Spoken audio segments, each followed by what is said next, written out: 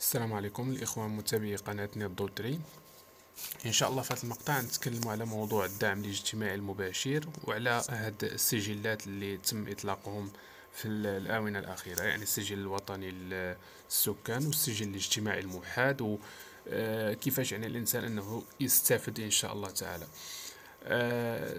هذا الموضوع يعني أو هذا المقطع درته لتوضيح بعض الأمور، ويعني باش اننا نبعث واحد الرساله الجهات المسؤوله باش انهم يعالجوا بعض الامور وبعض النقاط اللي بزاف ديال الناس لقاو فيها مشكل، وواحد العدد يعني يقدر انهم يستافدش بسبب هاد الاخطاء الحاصله.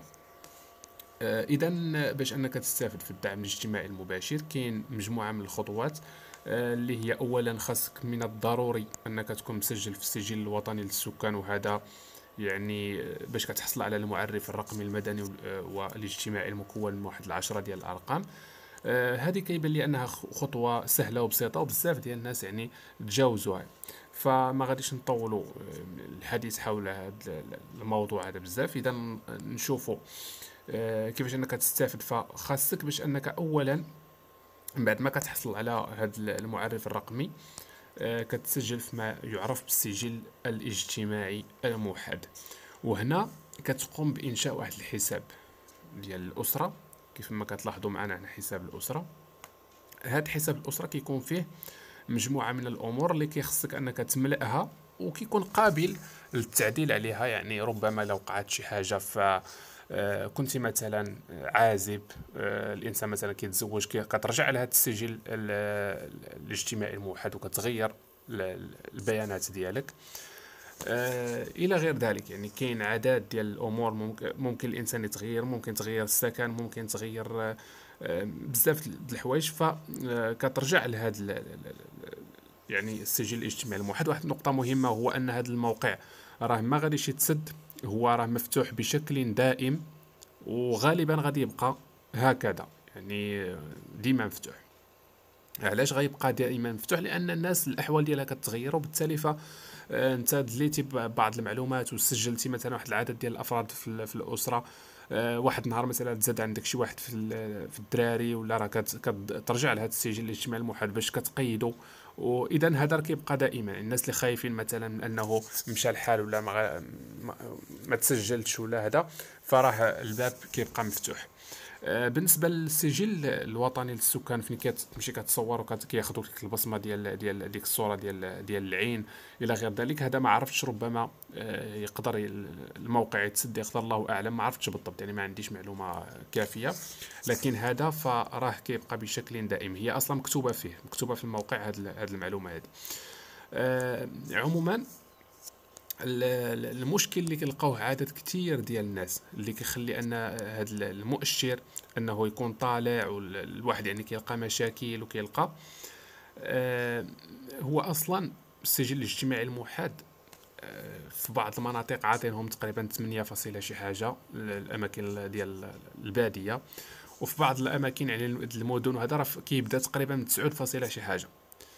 زائد انه الا كنتي يعني عندك شي خصائص في السكن مثلا زايده شويه، مثلا عندك السكن فيها 3 البيوت ولا 4 البيوت ولا 5 البيوت ولا هذا، او لا عندك الاستهلاك ديال الكهرباء او لا ديال الماء او لا ديال الانترنت، او لا عندك مثلا لافيسيل في الدار ولا هذا، فراه هذا كيزيد لك النقاط تقريبا شي نص نقطه.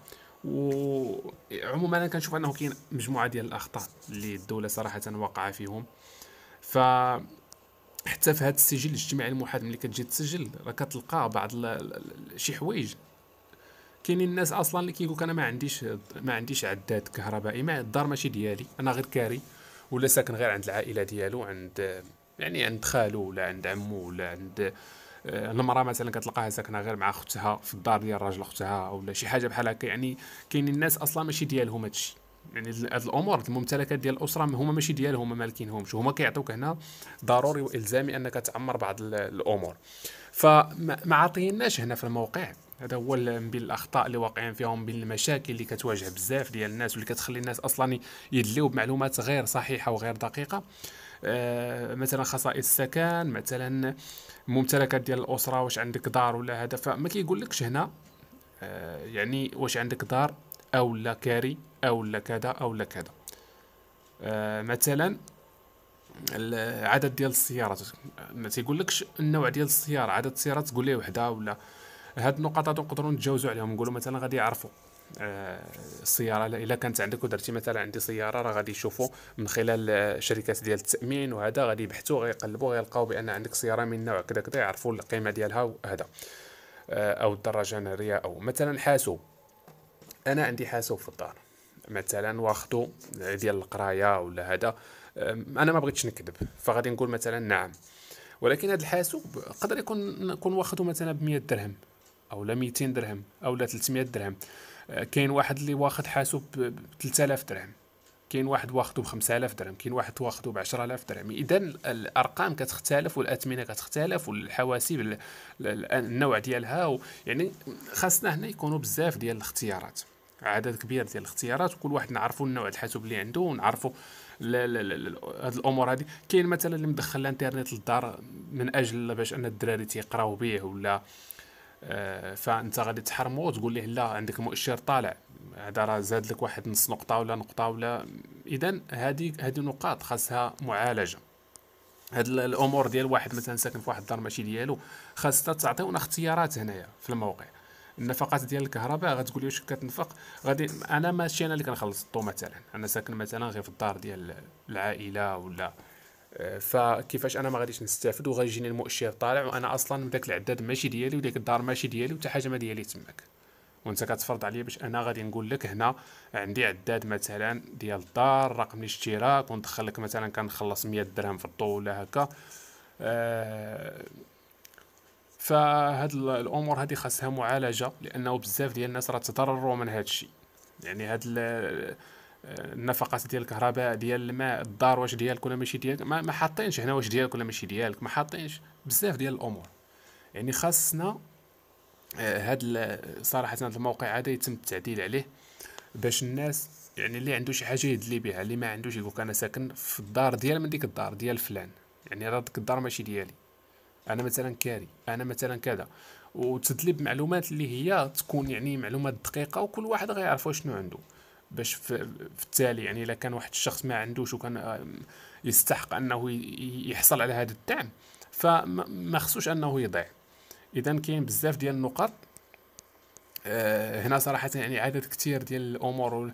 نفقات الهاتف، نفقات كذا الهاتف، واش عندك هاتف ولا ما عندكش. مثلا عدد الهواتف المحموله، بحال هنا خاص يكونوا تفاصيل اكثر. يعني في السياره، في الهاتف، كذا في كذا في كذا، في الدار واش ديالك ولا ماشي ديالك، هذا خاص يكونوا تفاصيل اكثر. لان الناس كاين هنا اللي كيقول انا ساكن غير في الدار ديال با مع خوتي، والوالد راه كبير مثلا في العمر، والدار ماشي ديالي ماشي في سميتي، صافي كينوض كيدير مثلا كيقول انا ما كنخلصش الضو، راه الوالد اللي تيخلص مثلا، وكيجي هنا في النفقات ديال الكهرباء ولا ديال الماء ولا هذا وكيدير صفر. وبزاف ديال الناس راه داروا صفر، وكاين اللي الملف ديالو داز، وكاين ما عرفناش واش غادي يبقى دايز ولا غادي يرجع واحد النهار يقولوا ليه لا المؤشر راه عندك راه طلع دليتي بمعلومات خاطئه، او لا يقدر ربما يتابعوه كاع قضائيا، لانه اصلا كيقول لك الا دليتي بمعلومات كاذبه فراه قانونيا انك كتعرض للمساءلات. فعموما هذه امور خاصها تصلح باش كل شيء ان شاء الله انه يستافد. اصلا كاين حتى خطا حتى في هذا المؤشر هذا، كنشوف بانه كيقول لك عندك 9.32 غتستافد من امو ديال التغطيه الصحيه، ولا عندك مثلا 9.74 ما عرفتش داك الرقم اللي تيقولوا اللي كيتداول، غادي تستافد من الا عندك اقل منه غتستافد من الدعم. انا كنشوف ان هذه الارقام اصلا مقلوبه، يعني راه خاص يكون 9.74 هو اللي غتستافد من امو، قل منه تستافد من امو. وهذا ديال 9.32 يعني قل منه عاد باش انك غتستافد من الدعم. يعني الا جيتي 9.50 مثلا راه غادي 9.5 راه قل من 9.74، يعني غتستافد من امو ولكن ما غتستافدش من الدعم. هنا قلبوا الامور، يعني هادو كاع اللي غيستافدوا من الامور خاصهم نورمالمون من خلال هاد الارقام اللي حاطين نتوما خاصهم يستافدوا من الدعم. يعني خاصكم تفتحوا لهم البوابه ديال هذا، ويدخل يكتب المعلومات ديالو ويدير بغيت نستافد من الدعم ويجيه الدعم. هذا هو الواقع. ولكن اصلا هذه الارقام هي مقلوبه كنشوفها، يعني كاين بزاف ديال الاخطاء. فنتمنوا انه يتم معالجه هذه الامور وتصحيح ديال هذه المسائل. فبزاف ديال الناس راه لقاو مشاكل. هذا الشيء اللي حاطين هنا في الموقع وهذه الامور هذه وهذا الشيء راه يعني كنشوف ان هذا الشيء خاطئ صراحه. عموما اخواني، خلونا الاراء ديالكم في التعليقات. الى هنا يعني كينتهي هذا المقطع. نلقاكم في مقاطع فيديو اخرى ان شاء الله مع شروحات اخرى. تحيه لكم ودمتم في امان الله وحفظه.